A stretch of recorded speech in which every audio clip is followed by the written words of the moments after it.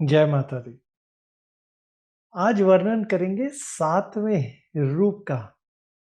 जैसे हम आपको बताते आए हैं अभी तक कि नवरात्रे मतलब 9 रातें माता की, जिसमें हर रात एक माता या एक रूप को दी गई है।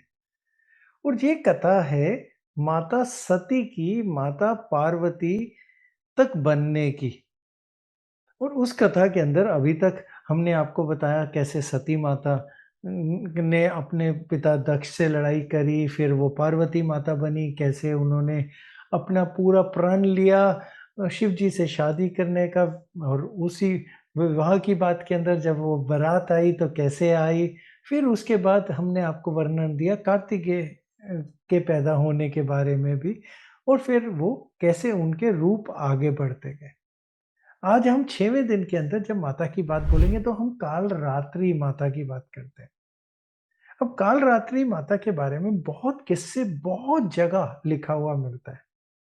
अगर हम सबसे नज़दीकी बात बोले तो महाभारत में भी लिखा हुआ उनके बारे में मिलता है कि जब अश्वत्थामा ने वध कर दिया था सभी बच्चों का सोते समय और लड़ाई के सारे नियम तोड़ दिए थे, तब हम वहाँ पे कालरात्रि माता आई थी।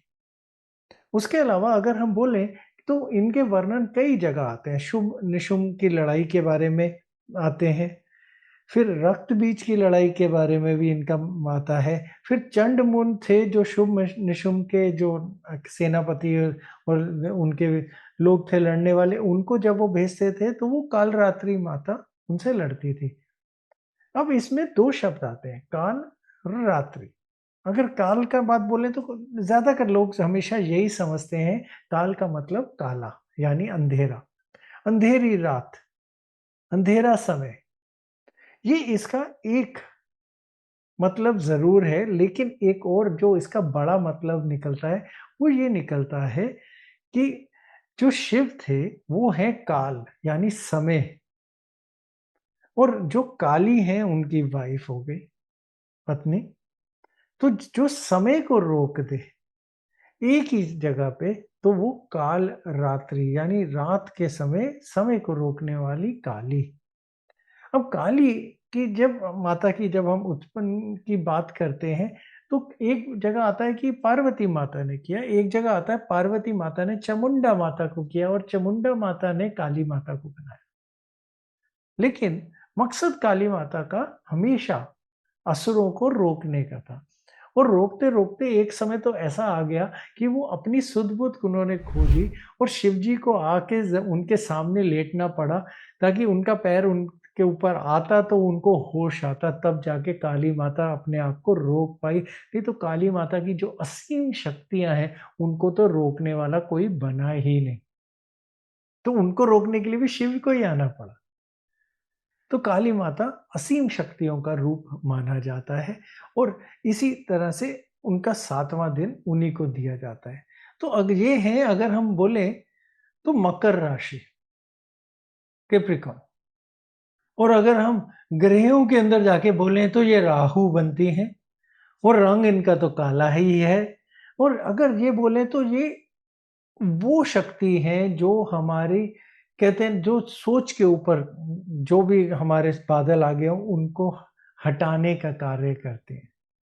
तो समझ लीजिए हमारे को कुछ याद नहीं रहता, या फिर हम कुछ बनने की शक्ति रख करना चाहते हैं, तो ऊर्जा हमारे को चाहिए, लेकिन हमें अंधेरा ही समझ में आ रहा है अपने आसपास। हमें लगता है हम पे किसी ने काला जादू कर दिया है, या फिर कोई टोटके कर दिए हैं, तंत्र कर दिए हैं। तो हर तंत्र की जो वो तोड़ने की शक्ति है वो है काली, यही काल रात्रि। और यही ही अगर हमारे अंदर के डर को भी यही निकालते हैं।